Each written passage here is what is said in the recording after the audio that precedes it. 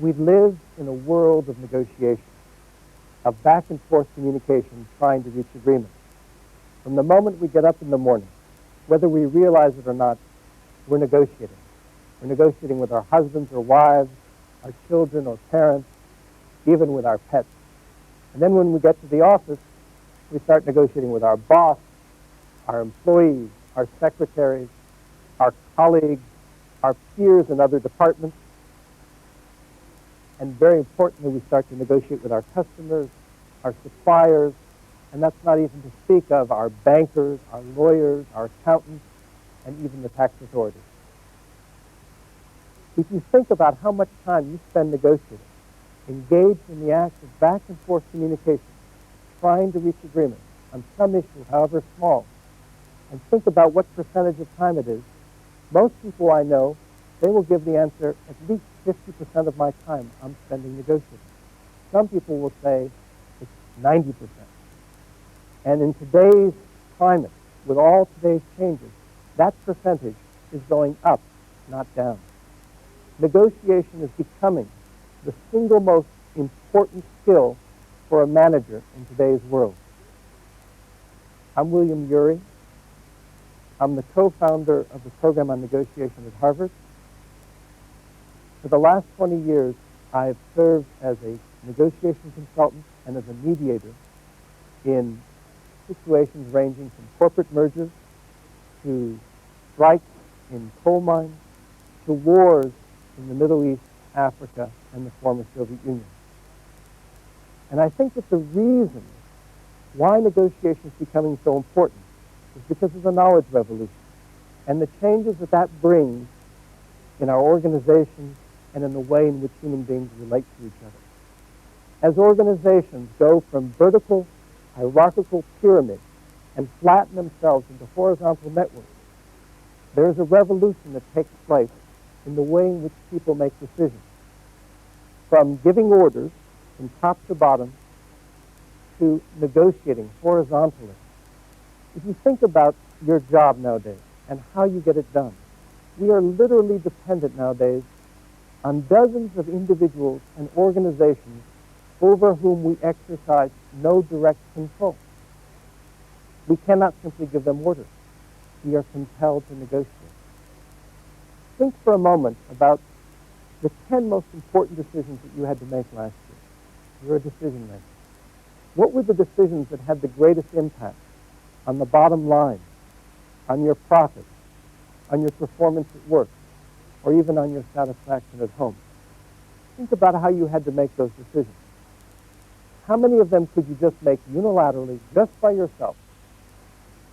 And how many of them did you actually have to reach in consultation with others through some process of shared decision-making?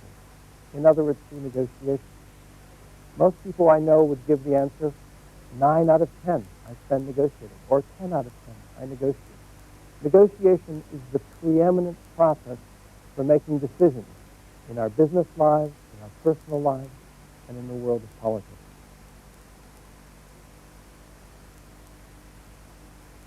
Negotiation is not easy. A lot of people do not actually like to negotiate. And if you ask them why, you often find that it's because they see themselves in a dilemma. Most of the people that we negotiate with, after all, are people that we know, with whom we have an ongoing relationship. They're our customers, they're our partners, they're our colleagues, they're our family members. And we're constantly in a dilemma as to whether or not we should adopt a soft approach or a hard approach. In hard negotiation, we see ourselves essentially as adversaries. The goal is victory, and the standard moves in the game are to take a rigid position, to dig into it, not to make any concessions, to distrust the other side, and to try to win the confrontation. Now, in the soft approach, on the other hand, we see ourselves as colleagues or friends, and the goal is not victory, it's agreement. The standard moves in the game are not to dig into a position, but to be flexible, to make offers, to trust the other side, and to avoid confrontation. Now, it's interesting. My colleagues at at Harvard and I studied a great many negotiators in different domains, in business, to law, to diplomacy. And we asked ourselves, were they adopting a soft approach or a hard approach? And what we found is that they were adopting neither. They were neither soft nor hard, nor were they just somewhere in between, nor were they saying, I'm just soft with some people and I'm hard with others. Rather, they were adopting a third approach that combined some of the elements of soft with the elements of hard. If they were soft on the people that they were negotiating with. And if they were hard on the problem that needed to be solved. Let me give you an example. A friend of mine once led a business delegation in to meet with the president of Peru, the Peruvian businessman. And they went in to discuss the problems that the business community was having. And as the meeting went on, my friend noticed that as the business leaders brought up their problems with the president was getting increasingly defensive and started attacking or counterattacking the points that were being made. So my friend interrupted the meeting and said, look, I'm afraid we may have gotten off on the wrong foot. We came here to acknowledge you, Mr. President, for all the remarkable reforms that you have made to strengthen the economy of our country. And we're here to see if we can help you in the business community continue and advance your reforms. Well, once he had said that, the president relaxed. He began to participate actively in the conversation. The meeting went on 3 times longer than scheduled. And at the end, the president asked the business leaders present to serve in his own administration, in his own government, as the advocates of the business community. That's the advantage of being soft on the people if you need to be hard on the problem. In fact, the harder you need to be on the problem, the more you need to get your interests met, the softer you need to be on the people. Soft on the people, hard on the problem. Now, there are 7 basic principles for negotiating that epitomize this approach of being soft on the people and hard on the problem. The first 2 have to do with the people. The second 3 principles have to do with the problem that you're trying to solve, the opportunity that you're trying to realize. And the last 2 principles have to do with the proposals that are being made. This is the phase that we normally think of as negotiation, when each side is exchanging offers. So you start with the people, that's phase 1. You then move on to the problem, trying to solve the problem, that's phase 2. And then you end up in phase 3 of exchanging proposals. I would like to review those 7 principles with you. And as I do, I think you'll find it valuable if you have in mind at least one difficult negotiation that you may be currently facing. Some situation that's giving you trouble. It may be with a colleague, it may be with a customer. As we go through this fundamental framework, if you take a look at how would this work for you, how would these principles work for you in your own particular situation, I think you may get an idea or two about how to approach the situation.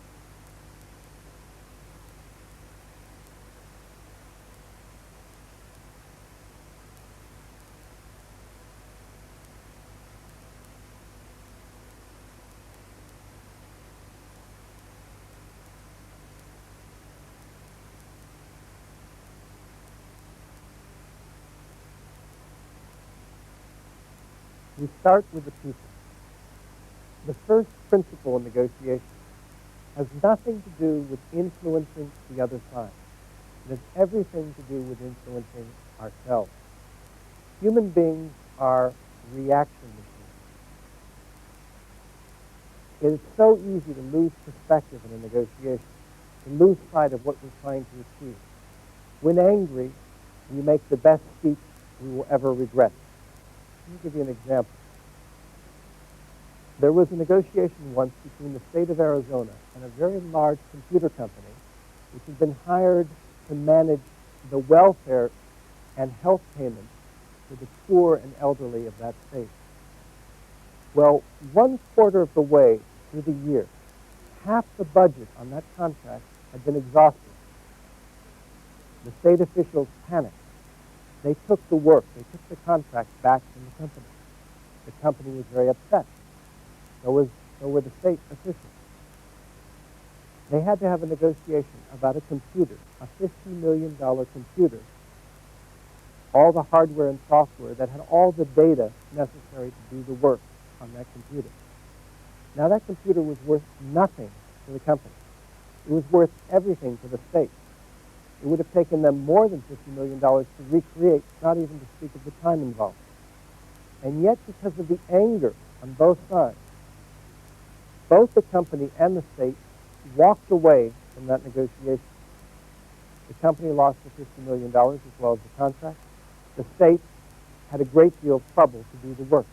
It was a lose-lose outcome. Now, the way to avoid such outcomes, such disaster, the way that successful negotiators use is not to react in a situation, but rather to go to the balcony, to go to a place above the negotiation, almost imagining that negotiation takes place here on a stage. They go to a place above the negotiation where they can get some perspective on the negotiation. They can remember what the prize is. They can keep themselves focused on what they want in that negotiation, an agreement that works for both sides. Let's go to that balcony.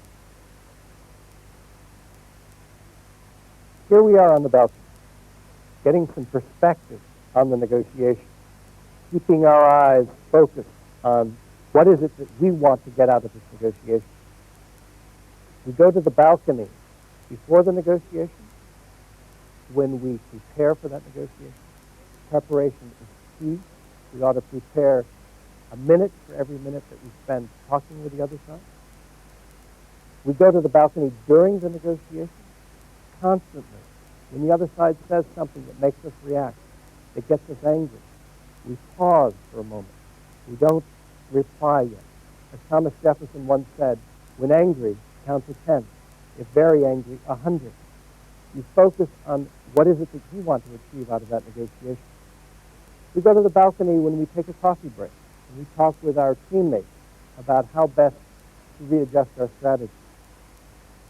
And then we go to the balcony after the negotiation ends to talk about what worked, what didn't work, what should we do differently next time. Learning is key in negotiation. It's so easy in a negotiation to lose perspective, to lose sight of what we want. The key is to be able to go to the balcony, to be able to get that mental perspective. That's why going to the balcony is the foundation for successful negotiation. If the first principle of this method is to go to the balcony, the second is to step to the other side. It's to put yourself in their shoes. If someone were to ask me, what is the single most important skill that a negotiator needs to have, it's this ability to put yourself in the other side's shoes and see the world the way they see it. Negotiation, after all, is an exercise in influence. You're trying to change someone else's mind.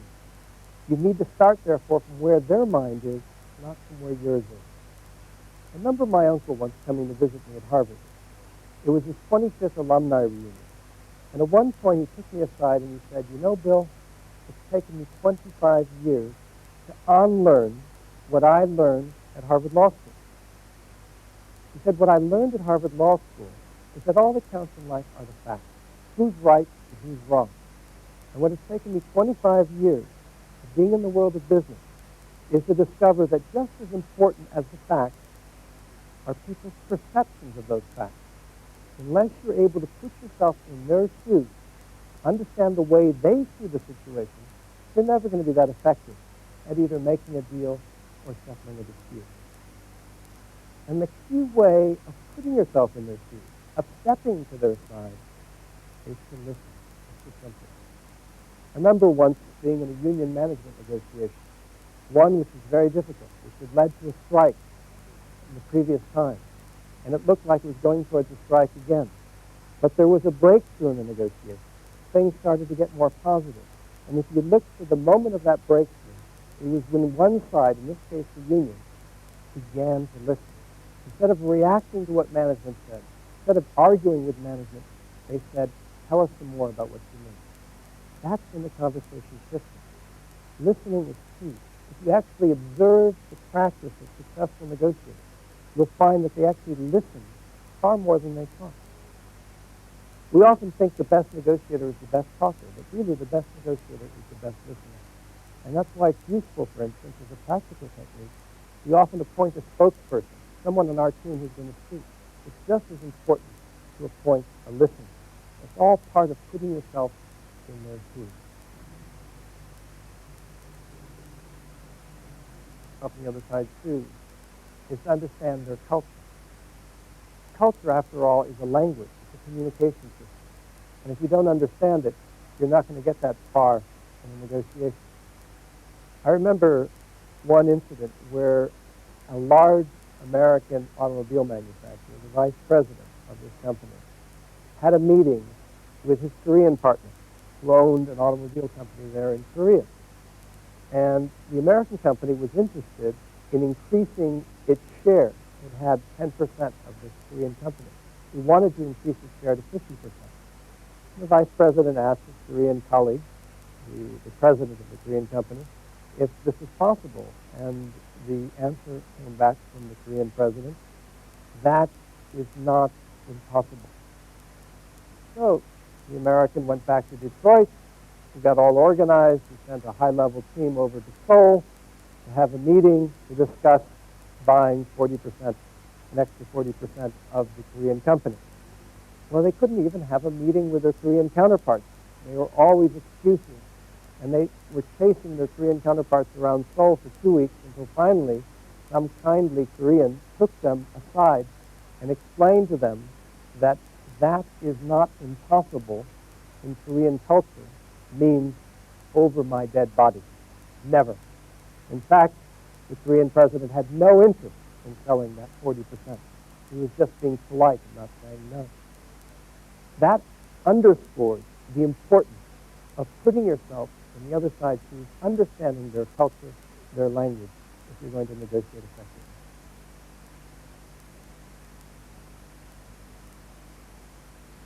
Now, you've gone to the balcony. You've stepped to their side. In other words, you've dealt with the people aspect of the negotiation. Now we have to deal with the problem. We've been soft on the people, now we have to be hard on the problem. What does hard on the problem mean? Hard on the problem doesn't mean what we often think it means, which means being hard on your position, really asserting your positions rigidly. Hard on the problem rather means being hard in asserting your interests, not your position.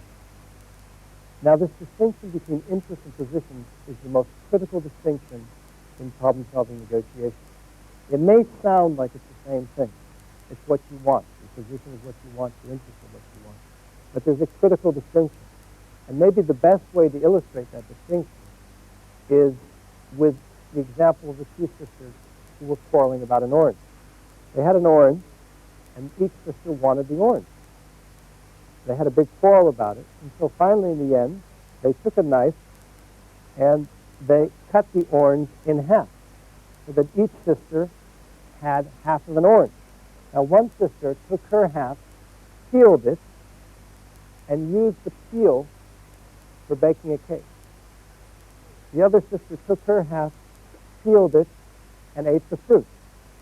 So they ended up with a half a peel for one and a half a fruit for the other, when they might very well, if they had looked behind the position of the orange for what were the underlying interests in cooking and in eating, they might very well have ended up with a whole peel for one and a whole fruit for the other. And that's often, in that simple example, that's what we often do in negotiation, is we end up dividing the orange and ending up with less than what we might otherwise have ended up with. That's the importance of always focusing behind positions, what people say they want. Positions are their demands. It's the money, it's the numbers, it's the quota. Always focusing behind the positions for what actually are the underlying interests, which are people's concerns, their needs, their desires, their aspirations, their fears.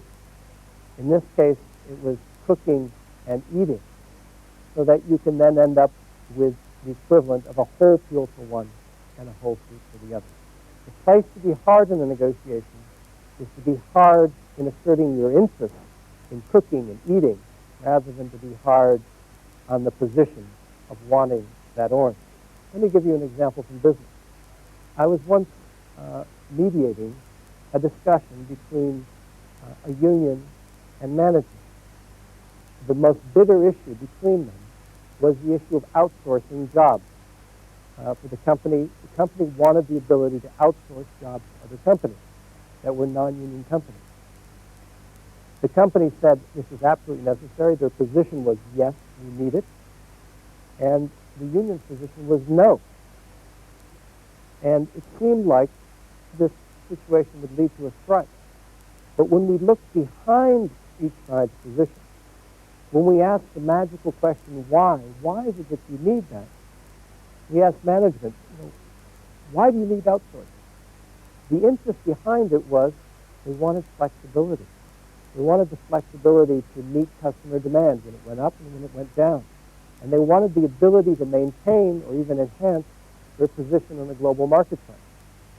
When we asked the union why they didn't want outsourcing, why that was their position, they said their interest was security. They were concerned about losing their jobs.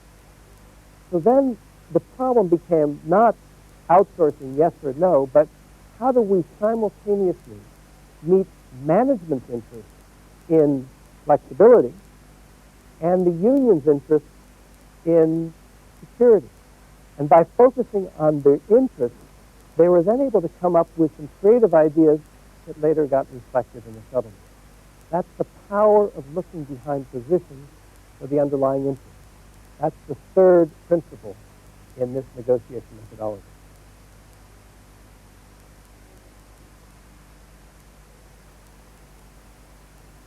The reason why it's so important to focus on interest is to be able to take advantage of the single greatest opportunity that you have as a negotiator, which is to invent options for mutual gain.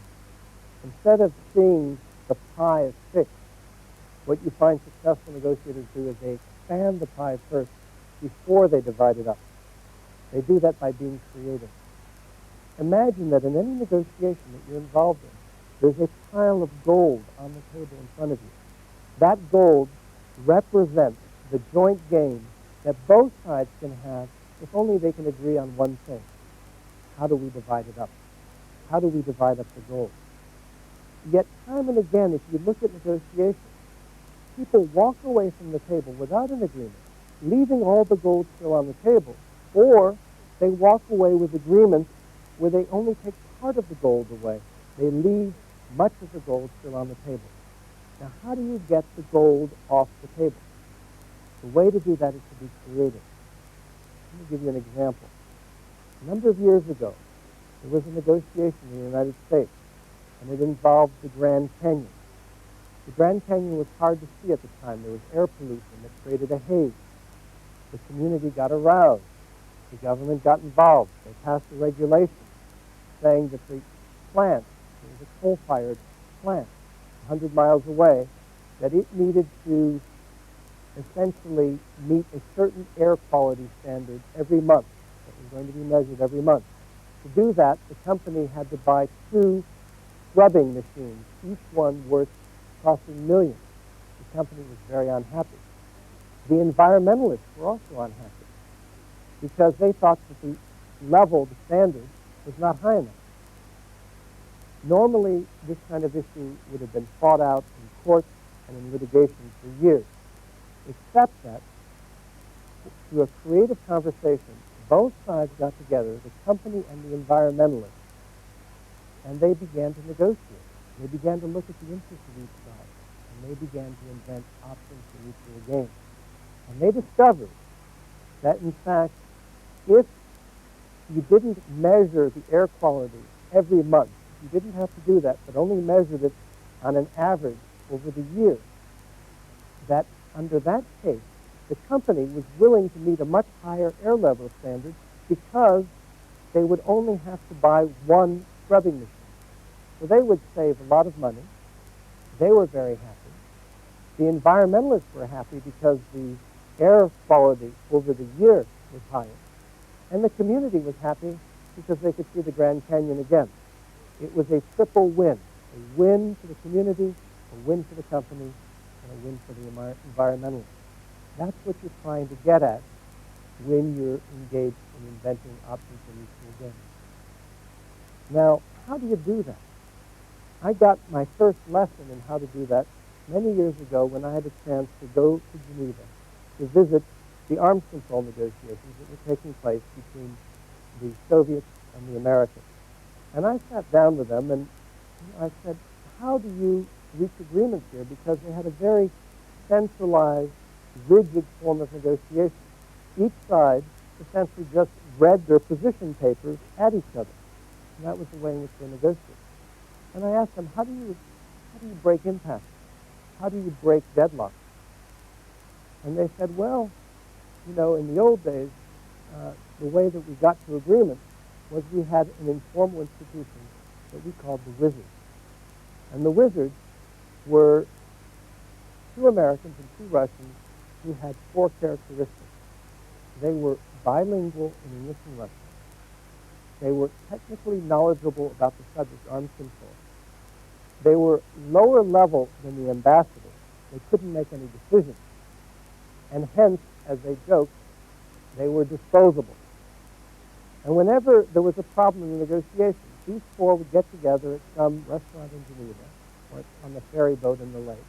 And they would brainstorm. They would think about, well, how are we going to count the warheads this way?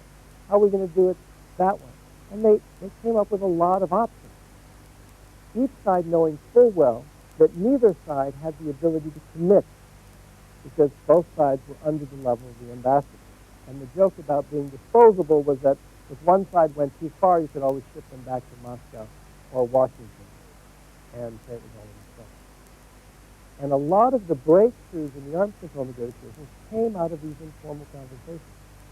So that's the challenge that we all face in a negotiation, is we need to become wizards.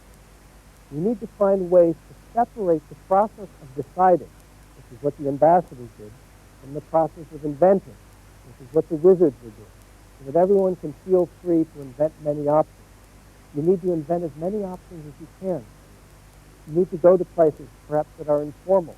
Every negotiation needs those informal venues, whether it's at a restaurant, or over a drink, or in the corridor, or at a retreat setting in the countryside, where people can get together and start to think, what are some wild ideas? What are some creative ways of arriving at a mutually satisfactory agreement?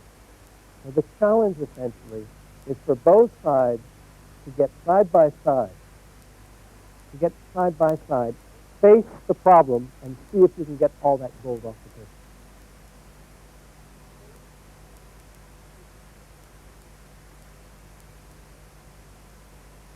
If inventing options is about expanding the pie, there still remains the problem of how you divide up the pie. How do you deal with differences, opposed interests? What if the customer wants to buy the product for a lower price and you want them to pay a higher price? What if you want a larger size of the company budget and so does the head of the other department? How do you handle those differences? How we handle differences like that, how we divide up the pie, ends up having an enormous impact on our relationship and how we conduct the negotiation. This is the crunch in a negotiation. Usually what happens all too often is people resolve differences on the basis of will and power. Who's stronger? Who's going to dig in more? Who's going to assert themselves more? Who's going to threaten more? And the cost of a contest of will like that can be enormous. Because what happens is the issue, the problem that you're trying to resolve, goes off the table. And what's on the table then is people's egos. And the question is whose ego is going to win. People forget about interest. They're just focused on their position. They're not inventing at all. And the real cost is one side or the other has to give in.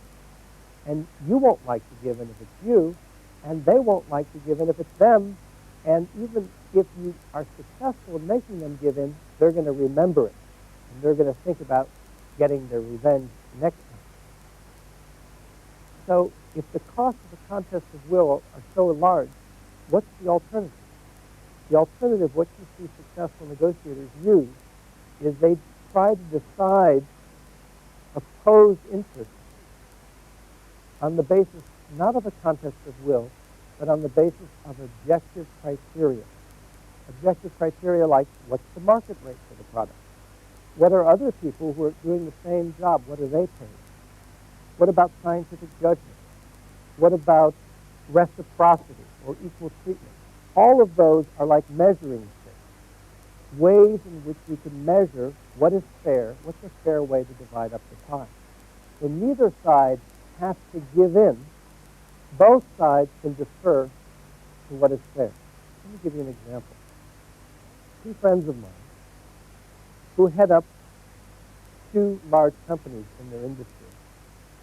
Both are very dynamic, ambitious businesses. And they both realize that if they merge their two companies, they could make a giant in their industry. The potential synergies were enormous. But such mergers often run into the problems of personalities, egos, both individual and organizational. And in this case, the question was, which leader was going to run the new combined company? Who was going to be the CEO? And where was the company headquarters going to be located? Was it going to be located on the west coast of the United States, where one company was, or was it going to be located on the east coast? Now, these kinds of issues often break up mergers. And if the two leaders had decided to settle this on the basis of a contest of will, where each side threatened to pull out of the deal, there probably would have been no merger. And even if there had been an agreement, what kind of way is that to begin a corporate narrative? Instead, what these two business leaders did was they decided to resolve these issues on the basis of objective standards, on the basis of what was fair. So they looked at the question of who should be CEO. They looked at the qualifications of each. Both were equally qualified. But one was older than the other. One had more seniority in the industry than the other. And so they jointly decided that the leader who was older would become the CEO for a couple of years until he reached retirement age. And after that point, the other man would become the CEO of the company. The question of the company headquarters, they decided both headquarters were very beautiful and could well have suited the purpose. But they decided to settle on the basis of which headquarters was closer to the customer base. In this case, the number one customer of both companies, they were aerospace companies, was the U.S. federal government. So they decided that the company that was close to Washington, D.C. on the East Coast, that's where the headquarters ought to be. Well, the merger went through, and it became a spectacularly successful merger, thanks in no small part to the fairness with which the negotiation was conducted. So with objective criteria, neither side has to give in. Both sides defer to what's fair. It's much easier for the other side to defer to an objective criterion like market rate than it is for them to give into a position.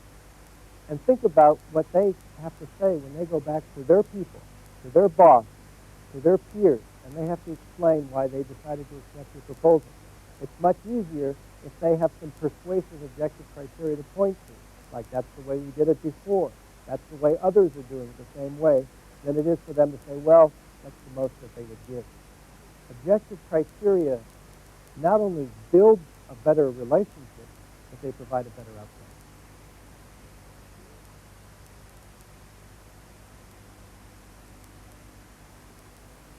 Now we come to the third phase of a negotiation, the phase of making proposals and trying to reach agreement.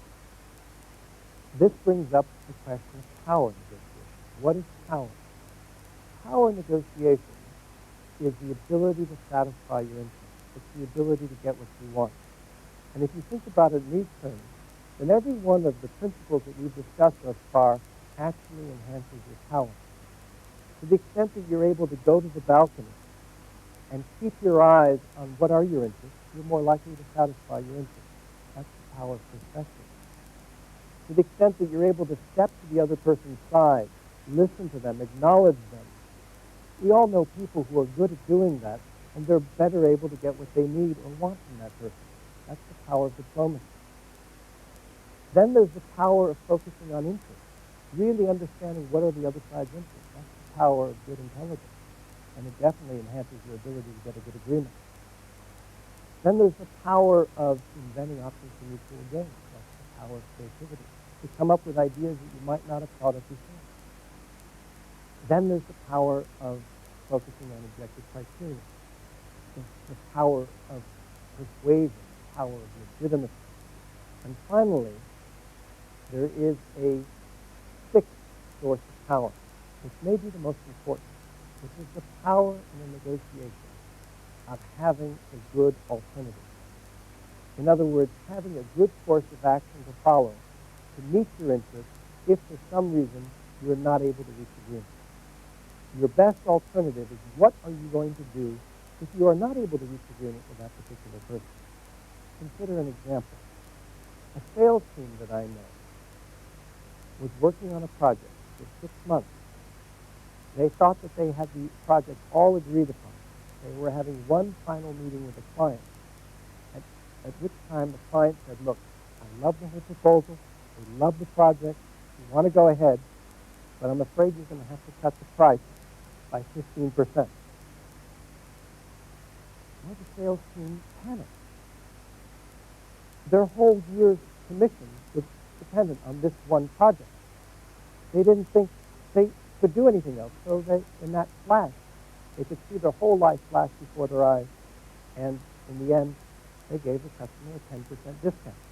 Now, that 10% discount turned out to be the entire profit margin on the project, all gone in one project. Now, think about what happened.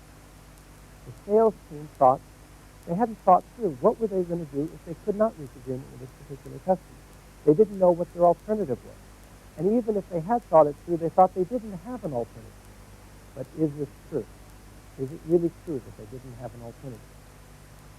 Consider a story of a Zen student who was drinking a cup of tea. And as he lifted the cup of tea to his lips, the Zen master came by with a big stick and said to him, if you drink that cup of tea, I'm going to hit you with a stick. And if you don't drink this cup of tea, I'm going to hit you with a stick. Now, if you were the Zen student, what would you do?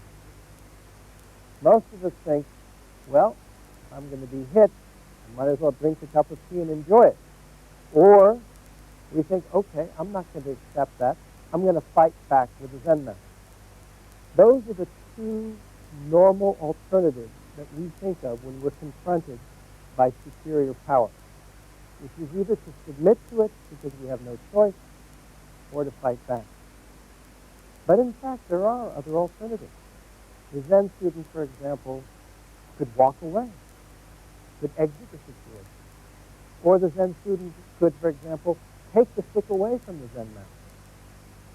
He's not getting into a fight with the Zen master, he's just removing the Zen master's ability to hit him.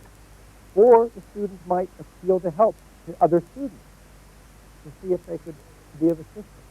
So there are other alternatives in that situation, just as there were other alternatives in the situation of the sales team. The sales team, when confronted with the client who demanded a 15% discount, might have said, okay, we can't do business with this particular person in this company. Maybe there's someone else in the company whom we can talk to see if we can reach an agreement. Or perhaps they could have gone back to their boss and asked their boss to call the other person's boss in that company, in the customer, to see if they could reach a deal. Or perhaps they could say, wait a minute, maybe there are other customers who want the same kind of work, and we can use the time and the effort that we put into this project, we can deploy it for another customer. So there are other alternatives in life. So one of the keys in negotiation, before you get into any negotiation, one of the most important things you need to do is to always think through, what is my best alternative?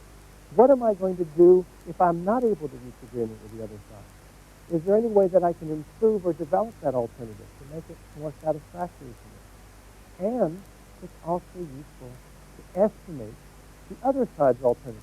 What are they going to do if they're not able to reach agreement with you? What would the customer do in that particular situation? Because sometimes we think the customer is all powerful, but think about it. The customer has invested 6 months of time and effort in that particular project. It might put their plans into disarray if they were to try to go to another supplier. So knowing your best alternative, improving your best alternative, and estimating theirs is an effective way to pursue your interests and to balance the power with a seemingly more powerful negotiator.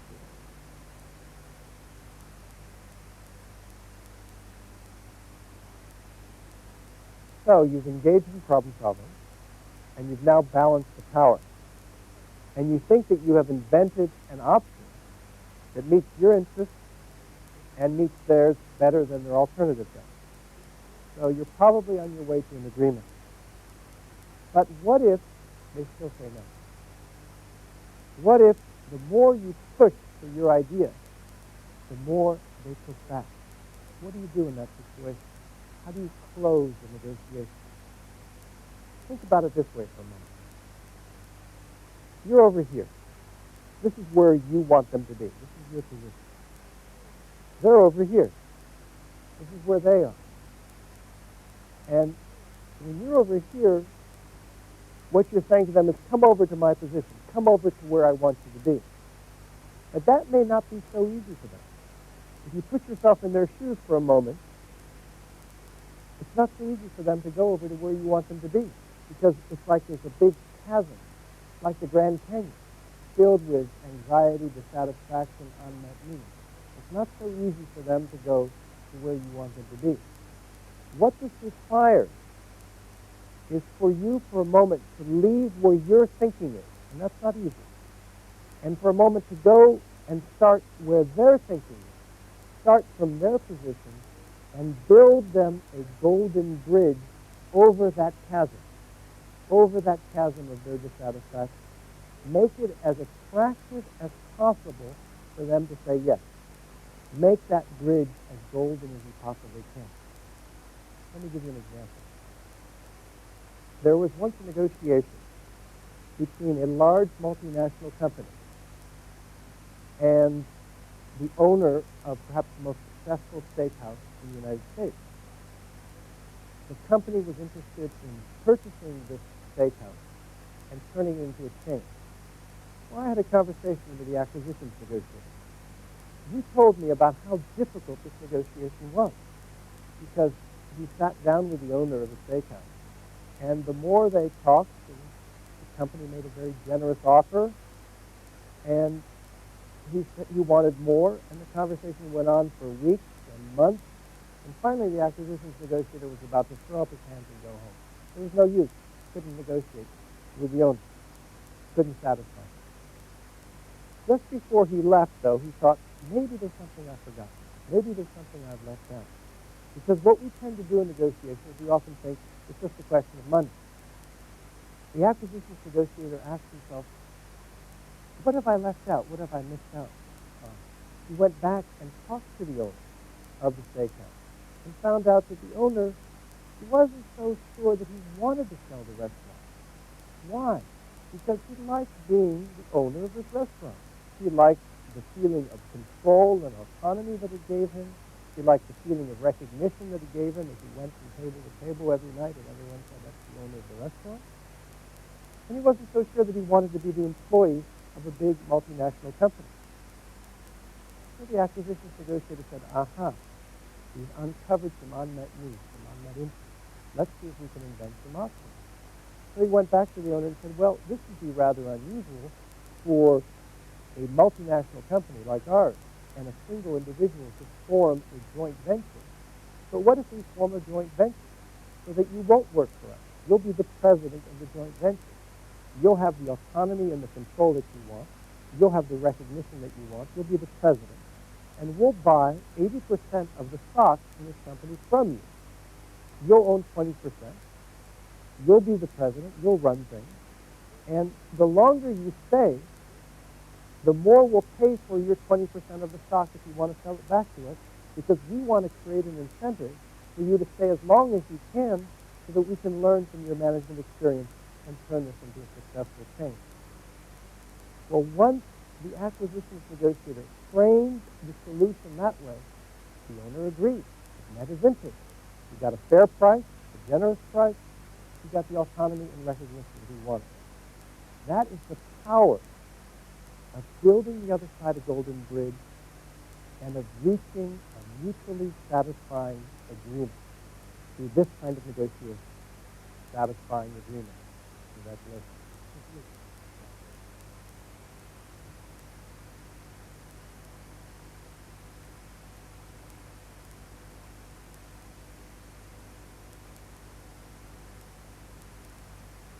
Before concluding, I'd like to leave you with a note about ethics in negotiation. Negotiation is often associated in the public mind with various forms of deception or manipulation. And I've always found this interesting because in the 2 decades that I've been working in this field, working with some of the most successful negotiators in business, in law, in diplomacy, the thing that I've found that they value most is actually their reputation for honesty and fair dealing. Now, why would this be?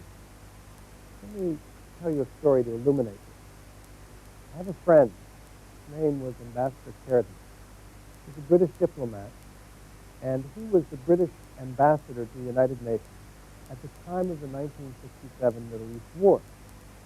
And it was his job after the war to fashion the UN resolution to decide what should happen in the Middle East to resolve that conflict, known as UN Resolution 242, perhaps one of the most famous resolutions in UN history. We're still talking about implementing it today. Well, it was a very difficult negotiation to try to bring all the parties together in agreement. And there was one holdout, and that was the Soviet Union. But after 3 weeks of arduous negotiation, Ambassador Sheridan decided that he needed to bring this to a vote. There was a lot of pressure from his foreign ministry and from the world generally to bring this to a vote. But it was a risk because the Soviet Union had a veto. 10 minutes before the vote, the Soviet ambassador approached him in the corridor and said, "Ambassador Sheridan, I'd like to ask you a favor. I would like to ask you to postpone that vote by 2 weeks." And Sheridan could see that he had built a very fragile coalition in favor of the amendment, that coalition could easily fragment in 2 weeks. So he had a lot of pressure on him to bring this to a vote. So he said, "I'm sorry, Ambassador Kuznetsov, but everyone knows where we stand on this resolution. I think we're going to have to proceed with the vote." And Ambassador Kuznetsov said, "Ambassador Sheridan, you must have misunderstood me. I'm asking you as a personal favor if you will postpone that vote by 2 weeks." And Sheridan told me that as soon as he heard the word personal in there, he knew that no matter how much pressure he was going to get from his own foreign ministry, no matter what the chances were of his coalition fracturing, he had to grant Kuznetsov his wish. Now, why was it? Because Kuznetsov, even though he represented a country, the Soviet Union, that had very little reputation in the international domain for honesty and fair dealing, Kuznetsov personally had that reputation among his diplomatic colleagues. And if he was taking his reputation, something that takes an entire lifetime to build, and putting it on the line, then Sheridan knew that he had to grant him his wish. So he did. 2 weeks went by. They're having the vote in the UN Security Council chamber, going around. Every country is voting in favor of the UN Resolution 242. The last to vote is the Union of Soviet Socialist Republics. Ambassador Kuznetsov raises his hand and votes in favor of the resolution. And sure enough, rather than using the 2 weeks to try to meddle, to try to destroy the agreement, he'd use the 2 weeks to go back to Moscow and persuade his superiors there to vote in favor of the resolution. But think about this for a moment. He never would have been able to buy those 2 weeks if he didn't have that reputation. If you have a reputation for honesty and fair dealing, the other side will give you the benefit of the doubt. They will believe you. You will have credibility. They will tell you information about their interests that they wouldn't otherwise share with you. You will have a much better chance of inventing options for mutual gain, of getting all the gold off the table. If you don't have that reputation, then people will either refuse to deal with you because you have a reputation for lying and manipulating, or if they are forced to deal with you, they'll deal with you at arm's length. And think about this for a moment. There's no question that through deception or manipulation you can gain a short-term advantage in any negotiation. Once. But think about this. You have thousands of negotiations ahead of you. It would be like a company taking all its capital and spending it on a single transaction, because that's what your reputation is. It's your capital. And that's why I think the most successful negotiators I know, why they value that reputation, that's their most valuable asset. In a negotiation, you have your word. The most valuable asset is your reputation for honesty and fair dealing. It's not only the right thing to do, it produces the best results. We've talked about 7 principles for negotiating effectively, even in the most difficult situations. I'd like to leave you with one lesson that unites all 7 principles, and that's the lesson of becoming a reflective negotiator. Think about this for a moment. We say we negotiate, most of us, 50% of our time. If we were swimming 50% of our time, we would probably be in the Olympics. And the question is, as good as we might be at the art of negotiation, why aren't we all in the negotiation Olympics? I think the answer to that question is that when we swim, we always have part of our attention focused on the process of swimming, on our strokes, on our technique, so that we're continually improving the way in which we swim. When we negotiate, however, we have almost all of our attention focused not on the process, but on the outcome, on the dollars and cents, on the terms and conditions, on the substance of the agreement. And if we can learn to spend a little bit of our time and attention on the process of going to the balcony, of stepping to the other person's side, of focusing on interest and inventing options and using criteria, of developing a good alternative and building them a golden bridge. If we can focus on the process of doing those 7 things and continually improve our negotiations, continually learn from each negotiation, then we can end up as champions in the negotiation Olympics. I hope you will be able to apply these 7 principles with profit and satisfaction in your negotiation. I want to wish you all the best, and I want to encourage you to go for the gold.